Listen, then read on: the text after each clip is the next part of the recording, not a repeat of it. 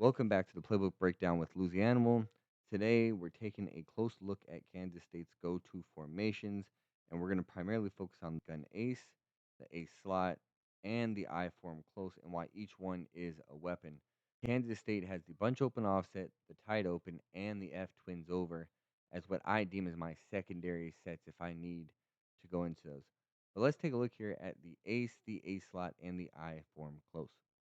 All right, so the first formation here we're going to take a look at is gun ace. And right here, it has the QB zone and the QB blast. Great plays, great for audibling down to, great on the goal line. And we're going to complement those with you have tight end attack, you have an inside zone, you have a play action play, you have 0-1 trap, another great run, PA comebacks, and then corner strike. Oh, and hitch corner is another good play too. But I'm going to take a look here at corner strike first, go against random defense. And the reason why I like this is that two tight end personnel usually requires teams to play with four down linemen, maybe three linebackers, more of a base formation on defense.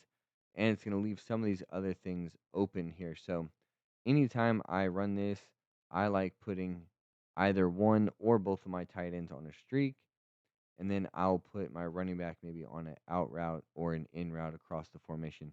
Reason being is that defends these C routes on the outside is they get sucked inside to the route, and then it allows you to bullet pass and throw the corner to the sideline. Um, so let's take a look here. I'll show you what I mean during cover three, and he's able to beat his guy. He drops the pass, but he really gets that outside leverage here, right? And the defense here now, although it's the computer, is really matching personnel. So I'm going to run the same thing here. And if they play deep like they did there, kind of like a cloud flat look or a curl flat, you throw underneath to your running back. But that's what makes it, I like it a lot because the running back is going to get a linebacker matched up on him almost all the time. So here, this looks like this may be like a cover two. Throw this running back real quick as he's going to drop back with the corner, the receiver, as he's going downfield. And again, if you want to run this to the other side, we can run this to the other side here. Again, the running back's kind of getting caught up. But because there's nothing over there, there's no defender that's going to play down underneath. All those other routes are stretching vertically down the field. So I'll take another look here. And that's what I'm talking about right there with the C routes is you're seeing, watch the corner here. All we're going to do. You see, the receiver goes inside, he goes inside. And now he's facing inside leverage. So when this guy cuts, he's got to turn his hips back, and he can't make a play on it. Take one more look here. It runs to the opposite side. Again, this looks like a cover three type look. Corner's going to drop. And I'm not sure. Maybe it's like an inverted cover two, but If you're enjoying this playbook breakdown and you want to see more content like this and formation deep dives, do me a favor, it really helps the channel out. Please consider subscribing, liking the video, comment on something you want to see next so I can make sure to cover it. All right, now let's back to the video. take a look here at play action comebacks now. And I like actually putting the tight end here on a drag. I feel like it's going to either open up the middle quicker or it's going to give me that underneath. And then, of course, I have my comebacks wide open as well, which they're going to be right there. Possession, catch it. It's going to be free yards every time. Again, cover zero blitz. I'm going to pick on the superstar corners and show that it doesn't matter how good they are. They're not going to stop that comeback route. Again, drag here. Show you. Now the tight end on the drag is wide open.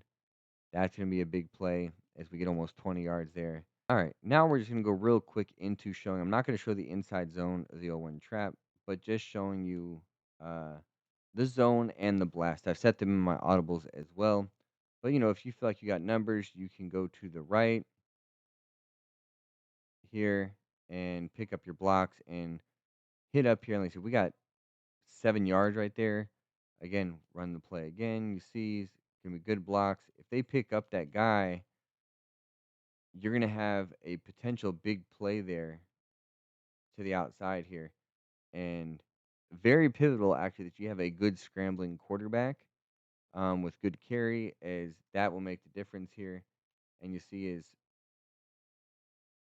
big play potential from this. At the very least, we haven't got hit at the line of scrimmage yet, or for any kind of negative yards. So this is a very good play to mix up, especially after you've hit him with the other runs and the play action play.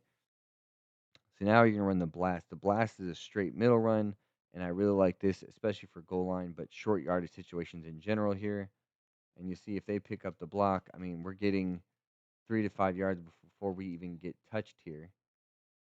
And the good thing is, despite my terrible run stick, there's gonna be opportunities here where you can bounce and cut this outside on some runs. Last look at this here, and again, just kind of showing the consistency of the blast play.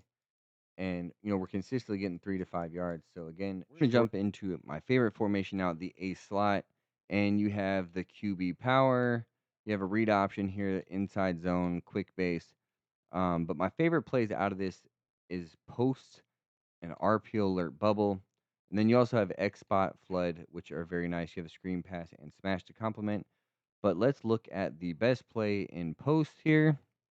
Again, random defense. And let's work our way from left to right here, right? You have this deep post that can beat man, can also get open against cover two.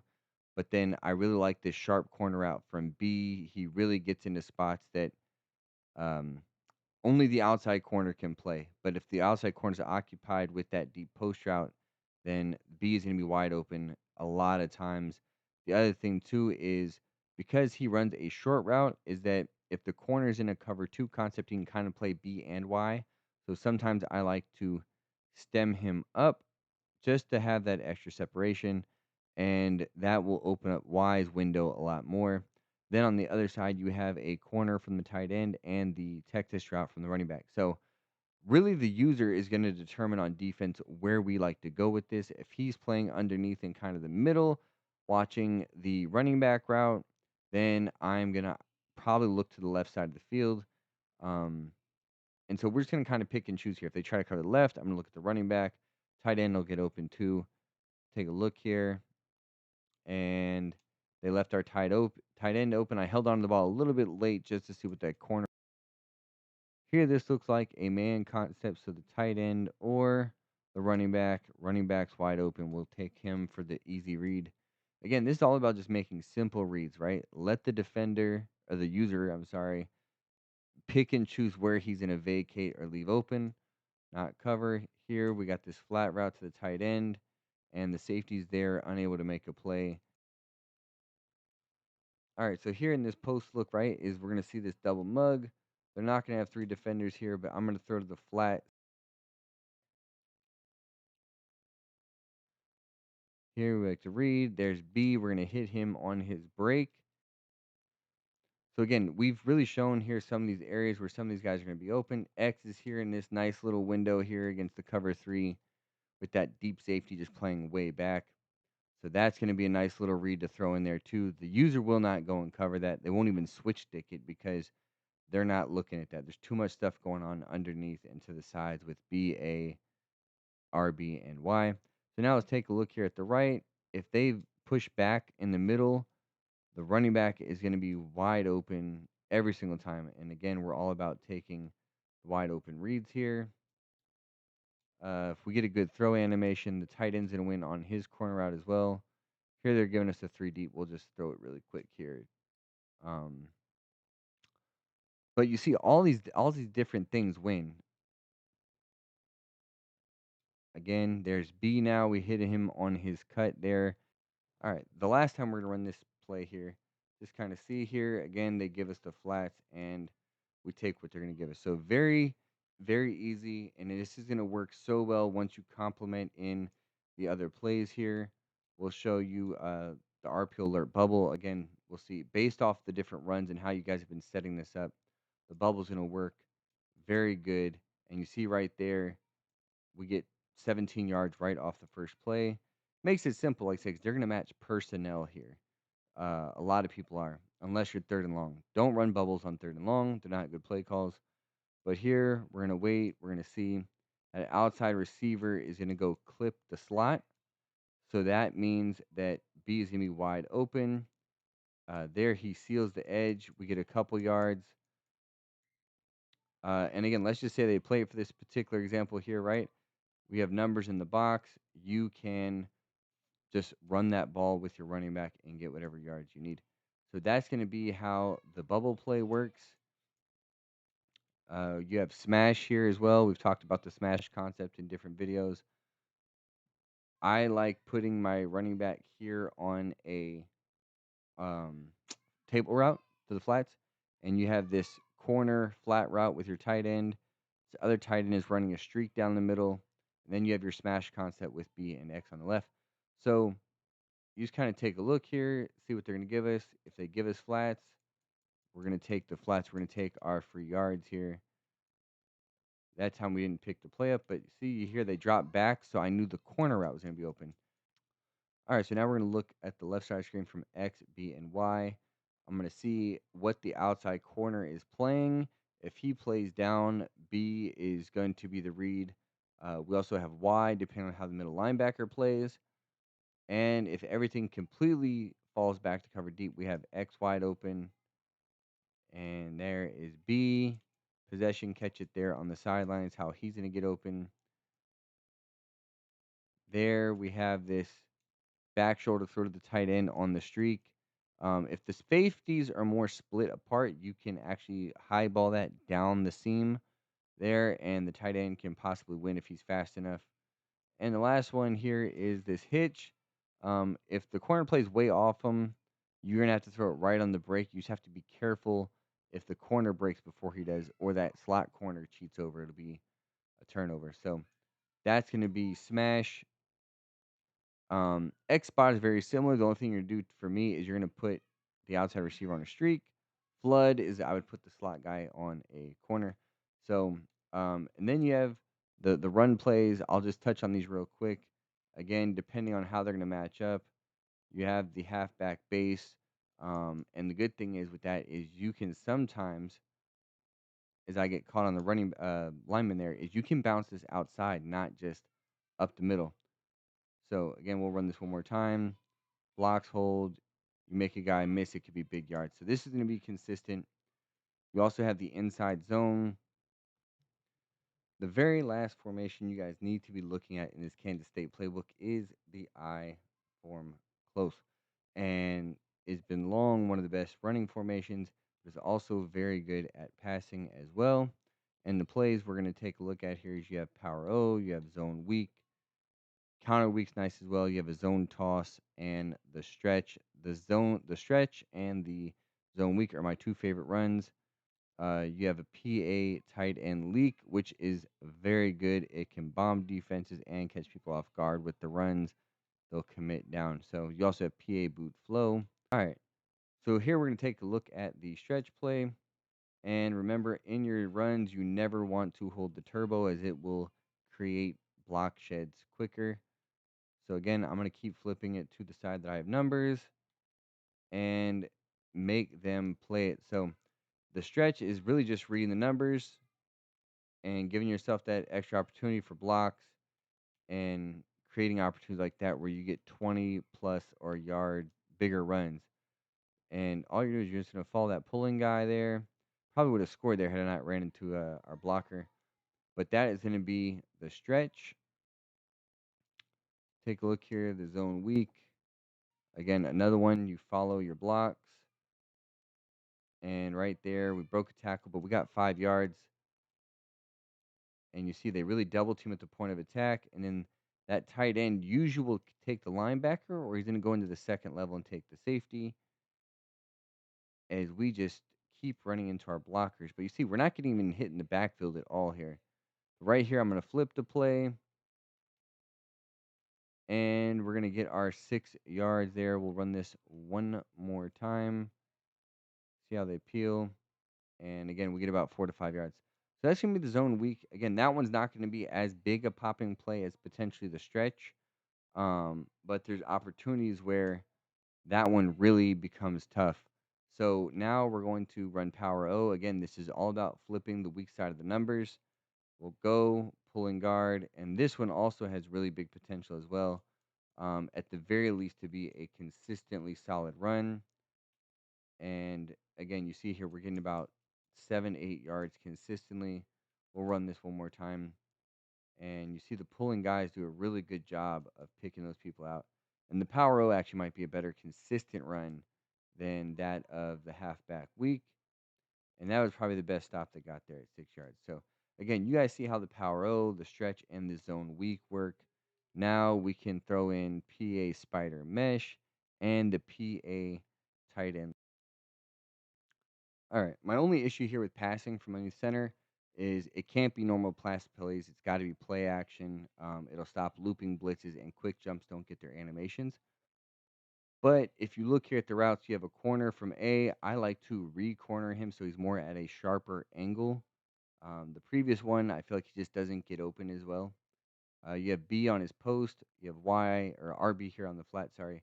Then you have X on this deep post, and the deep post can really beat man.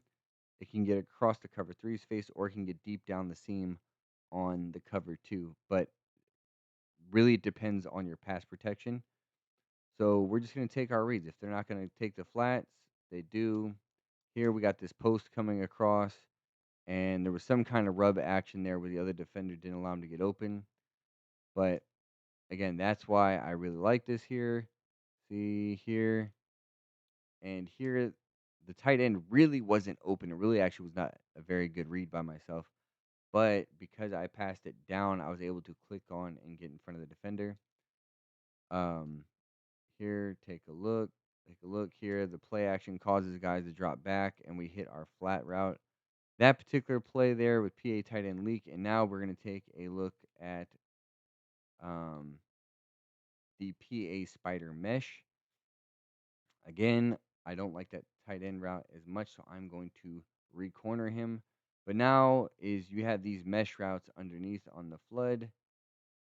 And here we're going to hit B all the way across and get 6 or 7 yards. Run this a couple more times here. You guys kind of get the idea. Hit X. If the tight end's open, we'll hit A. If not, you have your checkdowns underneath everywhere. Here we get the fullback. And so that's going to be PA spider mesh. The very last play I want us to look at is the PA boot. Where you at? PA boot flow. And you want to flip the play typically to your quarterback's strong throwing hand. So here you kind of get this backside post from X. You have a corner route from B. Then you have this crosser from A and the check down here. Here we'll just hit the tight end on his little crossing route there. We'll come down, run it again, seal the edge. Here is that backside post, and we will pass lead that down and click on to make the play. See if we can find a way here to get B. Nope. B's gonna be a hard throw to make unless you cancel the boot portion of it, like that, and then you're gonna have to user click and come on back for it. And then obviously you have your check down, which he never got out there. But you see all these different routes we were able to hit him at different areas of the field. So you add in PA spider mesh with PA tight end leak, the PA boot. All these are going to be great complements to your runs like the zone weak and the power O and the stretch. So that's going to be the final formation here in the Kansas State playbook. I hope you guys enjoyed this. I hope you guys use it. Let me know what is working for you, and if something does not, leave a comment. Let me know if you're happy or if you're not happy, and we will get it right. Appreciate you guys. Until the next video. Louisianimal out.